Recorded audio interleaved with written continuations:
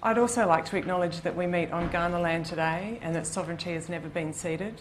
I pay my respects to the elders past, present and future. I'd also like to pay my respects to the elders of the Pitjantjatjara and Yankunytjatjara lands which this story is about today.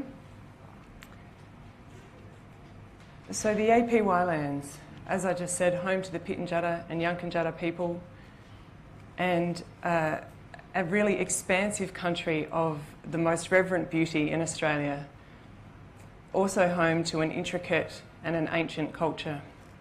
And I feel very lucky to be able to work in this country and learn from Anangu. There are also many feral animals in the APY Lands.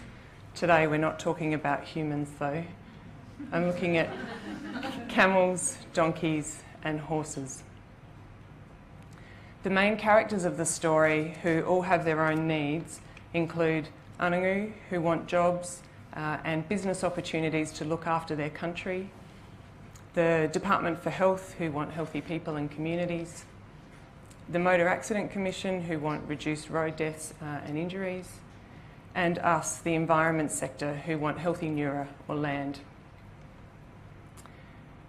But as you all know, there's only a limited bucket of money. So how do we all work within the resources that we have so that we can all get what we want? I know in the environment sector we often look at the health department and go, wouldn't that much money be nice? But we all know the health department, we're standing there saying it's not enough for us either.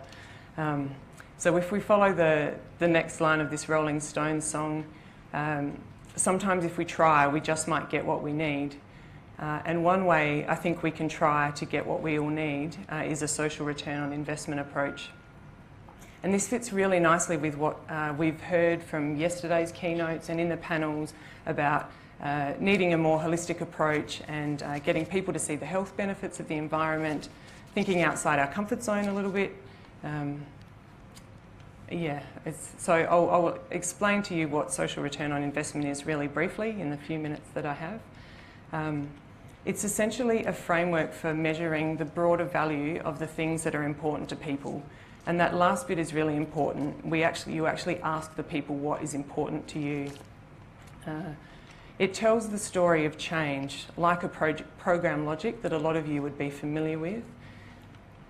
And it analyses the outcomes and puts a dollar value on those outcomes.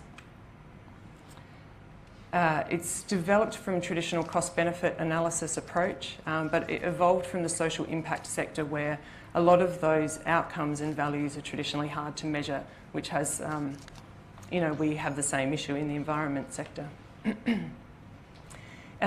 Excuse me, too much dust over Easter. The Natural Resources Alanjara Williwara have undertaken a social return on investment analysis. We looked at the impacts of pest animals in the APY lands, and we identified 53 impacts.